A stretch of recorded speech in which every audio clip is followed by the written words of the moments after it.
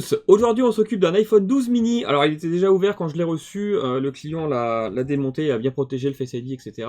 J'ai donc bien la carte mère avec moi. Alors qu'est-ce qui s'est passé sur celui-ci? Alors c'est un client pro qui, donc un client particulier a déposé chez mon client pro du coup ce téléphone parce qu'il était tombé, la vitre arrière avait cassé. Donc il a changé la vitre au laser et il m'a dit depuis je n'ai plus de réseau. Je me suis un peu étonné parce que souvent, un iPhone, que ce soit n'importe quel modèle, en général, on peut avoir des soucis avec le laser quand la machine passe sur les nappes, etc., mais pas vraiment un problème de réseau. Donc je pense sincèrement que ce qui s'est passé, c'est que au moment d'ouverture, ou en tout cas du choc immédiat, il y a dû avoir une fragilité quelque part sur la carte mère pour le réseau.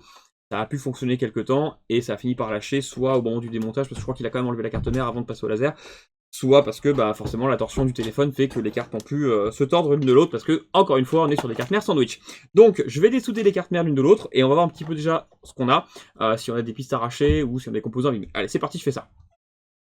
Voilà, j'ai donc dessoudé les deux cartes mères, on a la carte haute, la carte basse. Je vous passe tout de suite sous le microscope, j'ai pas encore regardé ce qu'il pouvait y avoir. Hop. Alors, on va regarder ça ensemble, je peux tout bien régler. Bon, je vais partir du bras de base, on va dire, pour voir si j'ai pas des pas d'arraché ou quoi que ce soit qui aurait pu se passer. Donc là, à l'œil, ça paraît plutôt cohérent, ça me paraît bien. Là aussi, pour l'instant, je vois rien d'anormal. Ça va plutôt bien. Alors, il est possible que des pattes se soient arrachées en dessous du big layer, parce que là, je regarde du coup la partie haute, mais en fait, on a un espèce de mur, en quelque sorte, si je peux dire ça comme ça, hein. C'est ça le big layer, c'est toute cette partie-là, en fait, qui fait bah, tout le long de la carte mère, comme ça, là. Et en fait, en bas, là, il y a quelques billes de soudure. Alors, je vais essayer de vous zoomer dessus pour que vous puissiez bien voir. C'est pas évident parce que ça fait un reflet, donc ça jette bien, on va dire, sur la caméra. Est-ce que vous arriverez à voir les petites micro-billes? Je vais essayer de me mettre ici, tiens, on verra mieux parce qu'il n'y a pas il y a pas le reflet. Voilà, là on voit bien. On a donc des billes au-dessus, là où il y a ma petite Bruxelles, et aussi là en dessous, hein. Donc il peut arriver que la carte mère avec la torsion, ça s'arrache au-dessus ou en dessous, ou même les deux. Donc là, ça a l'air très propre de ce côté-là. Je vais donc regarder du côté de la carte mère haute, parce que ça peut aussi arriver que ça arrache ici. Regarde tous les petits pads. Ça arrive assez souvent sur les 12, j'en ai déjà eu quelques-uns où ça s'arrachait, mais là vraiment celui-ci il a l'air très très propre. Donc je pense pas que ce soit, en tout cas pas à première vue, que ce soit un problème de pas d'arraché, mais on va quand même, voilà, on va se méfier un petit peu. Bon, ok, je vais mettre de côté la partie haute parce que je ne pense pas qu'elle soit en cause. Je vais du coup regarder un petit peu au niveau des composants réseau si on n'a pas quelque chose d'anormal avant de commencer à toucher à quoi que ce soit, hein. On va quand même essayer de comprendre ce qui se passe. Alors ici on a le modem, là je suis en train de retirer le petit système thermique, on va dire, la petite patte thermique, j'enlève parce qu'on va voir un petit peu, voilà, là, on a un joli modem Qualcomm qui est en dessous, qui a l'air plutôt en bon état, c'est une bonne chose. On a les bobines d'alimentation, la petite PMU qui est ici. Je vais regarder, parce que la PMU, elle fait une tête bizarre, j'ai l'impression, pour être sûr. Je vais prendre petit fond, hop, voilà, je vais nettoyer ça. Alors, qu'est-ce que... Ah bah oui, effectivement, alors oui, il y a une brillance encore une fois, moi je l'ai vu. Je vais essayer de bien vous montrer. Est-ce que je peux faire en sorte que ce soit très visible? Pas facile, mais en gros là, alors je vais montrer avec la Bruxelles encore une fois, c'est plus simple. Elle est fêlée, elle est complètement fêlée et en plusieurs points en plus. On a une première fêlure ici, c'est tout le long. Une deuxième ici, une autre là, enfin bref, elle a cassé. Donc ça c'est sûr et certain, c'est le choc qui a provoqué la fêlure, hein, ça c'est clair et net. Pas de bol, elle a dû finir de lâcher complètement et de se couper, à mon avis, en interne, lorsque le client a voulu changer la vitre. Parce que du coup il avait peur que ce soit de sa faute, mais je pense que là du coup c'est absolument pas de sa faute, ni de la machine laser non plus, hein, d'ailleurs, là pour le coup ça n'a rien à voir. Là c'est bien le choc qui a provoqué cette cassure. C'est vraiment impressionnant. Donc bon, je vais la retirer déjà pour commencer. J'espère qu'il n'y a pas des dégâts ailleurs, parce que souvent quand une PMU, donc c'est la puce d'alimentation principale, hein, donc là du CPU, donc en gros cette puce là alimente cette puce là, si on peut simplifier le truc. J'espère qu'il n'y a pas d'autres dégâts, parce que quand ça casse ici, comme là c'est une puce qui découpe les tensions, on passe en gros de 4 volts, si j'arrondis, c'est la tension de la batterie, on passe de 4 volts à 1 volt, plus 0,5 volts pour la RAM, enfin bref, si je peux simplifier, parce qu'il y a aussi une espèce de petite mémoire pour le modem, eh bien, on peut se retrouver, au lieu d'avoir 1 volt par exemple pour alimenter le modem, à 4 volts, ou même plus, des fois ça peut vraiment claquer fort. Donc si c'est ça, le modem a dû recevoir une trop forte tension et sera HS aussi. Donc là, il faut espérer que ce n'est pas le cas. Mais là, on ne le saura que en changeant la puce et en faisant un test. Donc je vais la retirer, je vais quand même vérifier un petit peu au niveau des valeurs si tout est OK, voir si j'ai pas des courts-circuits ailleurs. Je vais essayer de tester les bobines, voir si j'ai, on va dire, un passage entre le modem et du coup la PMU, parce que les bobines forcément font relais de courant entre les deux. Donc il faut être sûr qu'elles ne sont pas cassées ou brisées en dessous au niveau des soudures. Là on peut pas le voir à l'œil, il faudrait les enlever, mais je peux aussi les tester pour voir si j'ai bien un signal qui passe entre les deux, enfin en gros une continuité. Donc on va voir ça, je retire ça, je teste un petit peu les bobines, les valeurs au niveau des pads, de la PMU, et on voit un petit peu ce qu'on peut faire. C'est parti.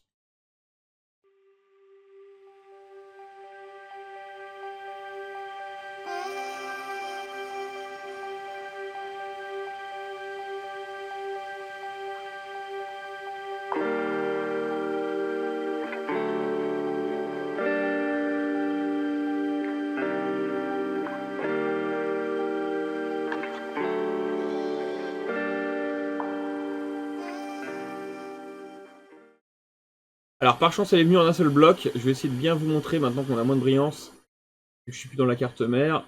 Voilà, elle est vraiment fêlée sur les bords, c'est assez impressionnant. Alors elle a peut-être pu marcher un petit moment comme ça et finir de péter complètement, donc bon par chance c'est pas trop, enfin je m'attendais à plus grave que ça. Donc avec un petit peu de bol, on va peut-être pouvoir vraiment avoir un téléphone qui fonctionne en remplaçant cette puce. Mais clairement celle-ci, je pense que si j'appuie un petit peu dessus, elle va partir en morceaux à mon avis, ou en tout cas elle va s'ouvrir. Voilà, tac. Elle a fini de casser, je l'ai aidé hein, bien sûr, mais elle a été bien fragilisée ici et puis elle a fini de péter. Donc là c'est vraiment le choc qui a provoqué ça. Ça a dû ne pas lui plaire du tout, ce qui est normal. Donc je vais nettoyer la partie ici, je vais tester rapidement les valeurs pour voir si je n'ai rien d'anormal on va dire, et puis on pourra un petit peu avancer et changer de composant.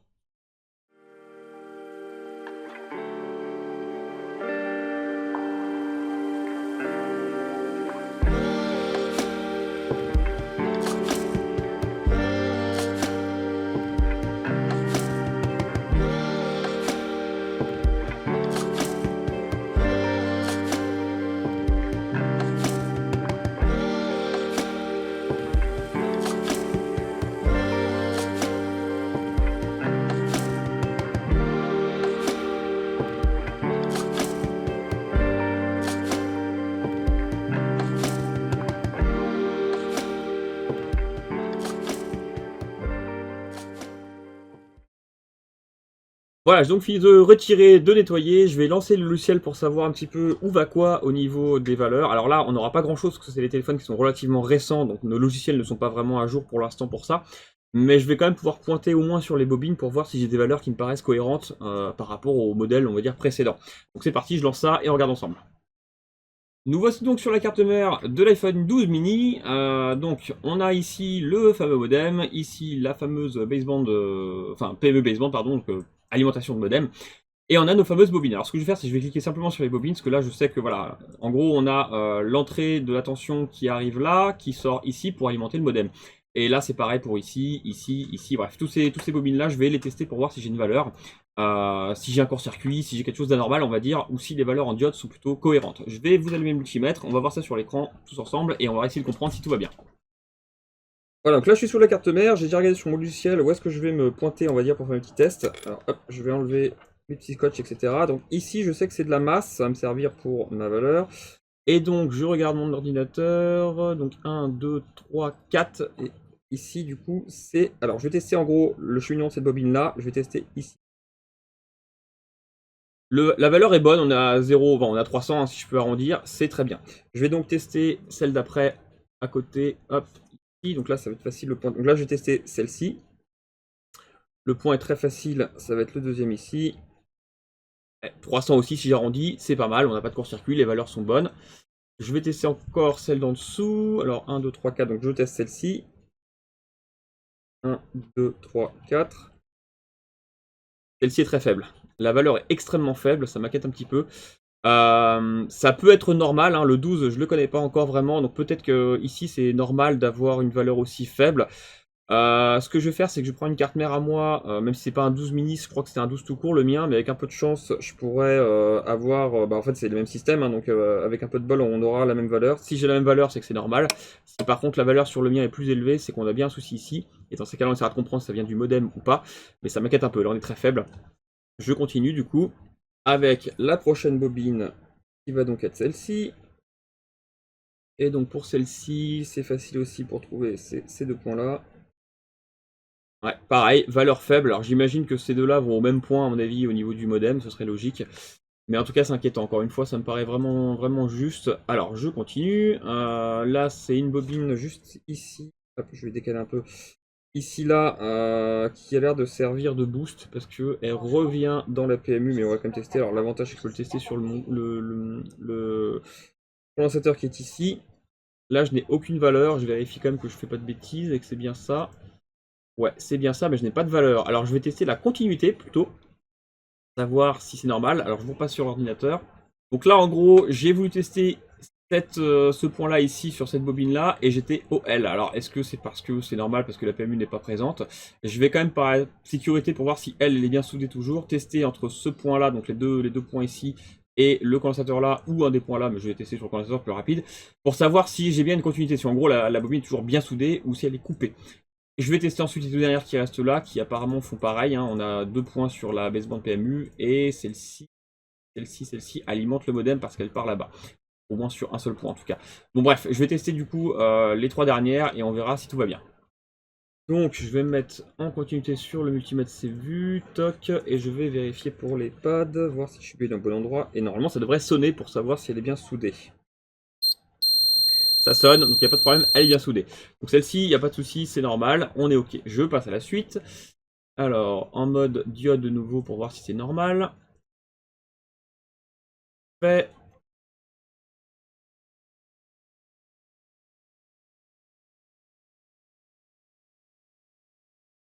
N'est pas de valeur, donc je pense qu'elle a le même, on va dire, système que la première. Je teste donc elle aussi en continuité.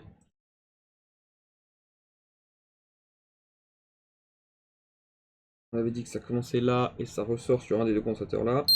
Elle sonne, elle est bonne. Hop, une petite probe, elle est tombée. Et je teste la dernière. Je pense à le même principe aussi. Donc, ça va être ici. Je me remets en diode. Donc facile aussi, les pads sont très simples à trouver. Ça va être les deux ici. Et là j'ai une valeur qui est bonne. Donc tout va bien, à part les deux ici qui sont vraiment, je trouve, faibles, ça m'inquiète un petit peu. Je vais essayer de prendre une carte mère à moi qui est en bon état, on va dire, pour vérifier si c'est normal. Si par contre sur la mienne, la valeur est plus haute, donc 0,300 par exemple, c'est que là on a vraiment un problème et ce sera plus embêtant parce que ça peut être le modem, comme je disais, qui est HS. Ce serait grave parce que dans ce cas-là, eh bien, ce téléphone serait non réparable. Donc on va essayer de voir un petit peu si je peux avoir une valeur logique ou pas sur une autre carte mère. C'est parti. Alors, voici ma carte mère à moi qui est en bon état et fonctionnelle. Alors, les composants seront peut-être pas tous dans le même ordre, on va dire, parce que là, c'est un 12 tout court et pas 12 mini, encore une fois, mais bon, ça revient vraiment au même, c'est le même modem, c'est la même PMU. Je vais essayer de trouver, du coup, une correspondance sur mon logiciel pour essayer de tester ça, et on va voir si c'est normal, j'espère que oui. Je disais que c'était un 12, toc toc, baseband, c'est parti, je charge tout ça. Me voici donc sur le 12 cette fois-ci, donc on a voilà l'emplacement des composants. Donc pour moi c'était cette bobine là et celle-ci qui n'était, je crois, pas normale, et effectivement ça sort du même point, on va dire. Donc ce que je vais faire, c'est qu'au lieu de retirer quoi que ce soit, je vais tester en mode diode sur un de ces condensateurs là et on verra si la valeur est normale. Allez, c'est parti, on fait ça. Alors la masse, j'ai la puce wifi ici, et donc je vais tester sur ce condensateur là. Et coup de chance, la valeur est exactement la même, donc c'est parfaitement normal. Elle est très faible, mais c'est normal. Je pense que le modem doit vraiment tourner comme un processeur, on va dire récent, hein. Clairement, on est vraiment très proche de la masse. Mais du coup, ce n'est pas un court-circuit, c'est parfaitement normal. Par contre, si je me mets en mode continuité là tout de suite, je vous parie que ça sonnera, parce que le multimètre pensera que c'est anormal. Je vais vous faire un essai pour rigoler. D'ailleurs, ça permettra de savoir pour ceux qui se font avoir des fois en se disant mince, j'ai un court-circuit, mais en fait, c'est parfaitement normal. Donc là, je suis en mode bip.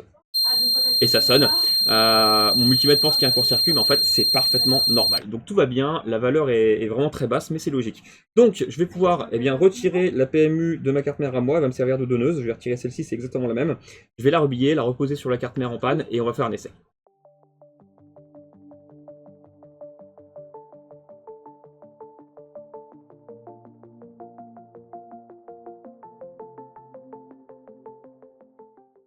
C'est tout bon. Alors, elle n'est pas facile à attraper, pourtant j'ai pris des Bruxelles toutes neuves, mais elle est très au bord des composants.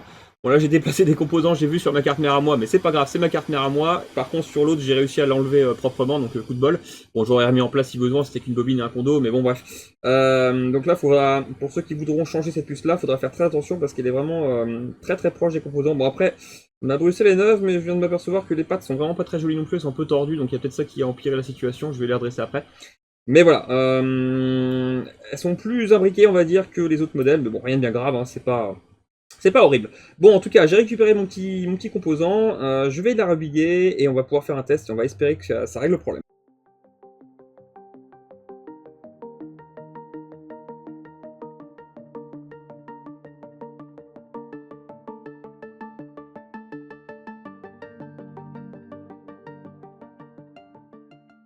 Voilà, donc là j'ai retiré tout l'étain d'origine, ça évite d'avoir une espèce de mélange, c'est pas très très bon. Comme ça la puce est vraiment prête à être rebillée et reposée sur la carte mère. Je vais nettoyer tout le flux qui reste, c'est très important de ne pas en laisser pour pouvoir rebiller proprement. Sinon vous risquez d'avoir des rebillages complètement ratés qui vont faire des trucs assez étranges avec des billes qui fusionnent ou qui font des espèces de bulles. Et ben ça à cause du flux quand il y en a un petit peu trop. Donc voilà, hop, j'attends que ça sèche un petit peu. Je vais changer l'endroit dans le sopalin pour être tranquille.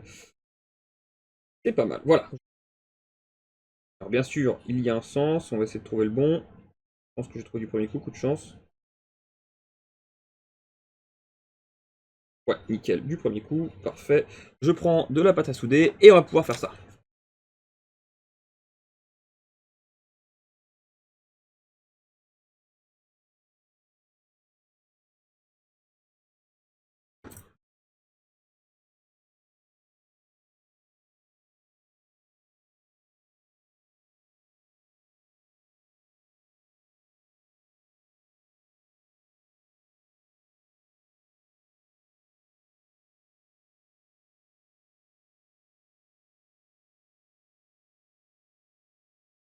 Donc je préchauffe très bien le stencil parce qu'il y a du flux présent dans la pâte à souder, elle est assez récente celle-ci. Quand il y a trop de flux, c'est pas bon, il faut essayer de chauffer, voilà, on le voit chauffer un peu et être assez liquide. Il faut faire en sorte qu'il s'évapore. Donc je chauffe juste assez pour que ça s'évapore et ensuite je pourrai attaquer.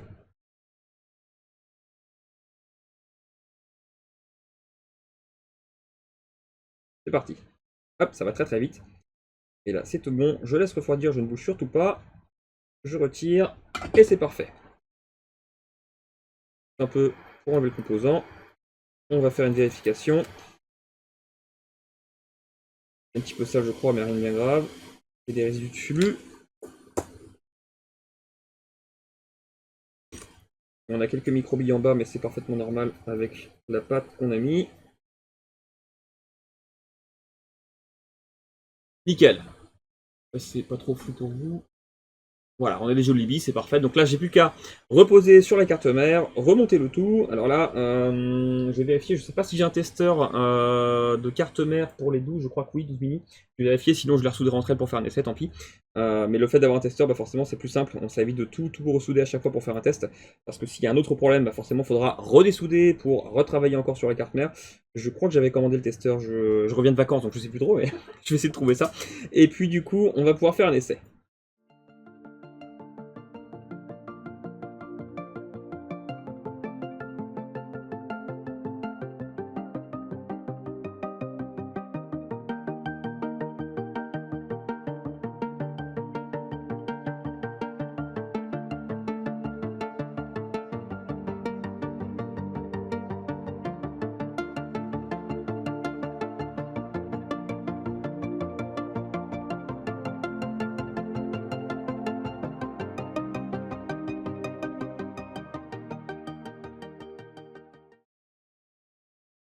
Parfait, la mise en place est bonne, j'ai donné une toute petite pichenette, j'ai pas voulu trop forcer parce que encore une fois elle est vraiment très proche des composants.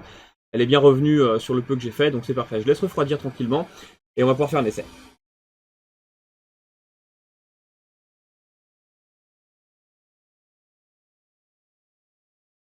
Bon, mauvaise nouvelle, j'ai donc remonté le téléphone, j'ai fait un essai, Jeanne n'avait toujours pas d'email, donc j'ai redémonté, j'ai redéfait les cartes mères pour vérifier, j'ai renlevé ma puce, ma petite PMU que j'avais remplacée, et là je monte sur l'ordinateur, j'ai vu quelque chose qui m'a pas plu du tout, et je pense que c'est le souci, je vous passe sur l'ordinateur. Voilà, donc j'ai retesté du coup en mode diode toutes les valeurs de PMU, alors j'avais testé déjà avant, c'était bon.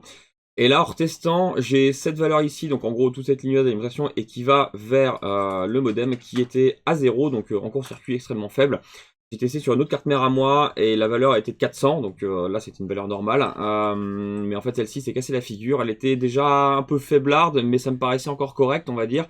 Mais je pense que le fait d'avoir remis une PMU qui a refonctionné et envoyé du courant a dû terminer le problème. Donc je pense que malheureusement on a eu deux soucis, la PMU qui a explosé, et en plus, eh bien, elle a dû cramer une ligne au niveau du processeur modem, hein, du coup. Donc là, bah, celui-ci, je pourrais pas le réparer. C'est pas drôle, on va dire, mais bon, bah, c'est comme ça peut arriver. Mais au moins, on a l'explication de ce qui s'est passé et on sait pourquoi ça fonctionne pas. C'est déjà ça, ça rassure, parce que des fois, on n'arrive pas à réparer et en plus, on comprend pas pourquoi. Là, au moins, on sait pourquoi, on sait où ça va pas, on va dire, donc c'est déjà ça. Voilà, donc fin de la vie pour celui-ci, donc un petit 12 mini en moins, on va dire. Alors j'espère que c'est une panne qui ne se reproduira pas souvent, parce que généralement, on n'est pas dupe, hein. Quand ça arrive une fois, ça peut arriver plusieurs fois. Là, vraiment, c'est le choc qui a provoqué la casse de la baseband PMU, et qui a, du coup, je pense, vraiment envoyé du courant au moment de la casse qui était pas normal. Pas de bol. Le pire, c'est qu'en plus, le client m'expliquait que apparemment son client, du coup, lui a amené le téléphone et ça fonctionnait 15 minutes avant. Donc ça a dû vraiment, je pense, décliner gentiment. C'est plutôt rare comme souci. Mais là, voilà, ça explique vraiment le problème. Donc bon, pas de chance. Là, faudra changer la carte mère ou changer le téléphone dans ces cas-là. Parce que quand le modem est HS, on ne peut pas le changer. Ça, c'est un des soucis que le fabricant met en place aussi parce que la puce est sérialisée. Donc voilà, pour celui-ci, fin de l'histoire. Allez, à la prochaine! Si vous souhaitez faire réparer votre matériel, n'hésitez pas à cliquer sur un des liens en dessous de chaque vidéo YouTube. Vous avez notre site internet afin de cliquer sur le lien réparation et de remplir le formulaire pour envoyer votre appareil. Vous avez aussi tous les tarifs qui sont accessibles sur notre site.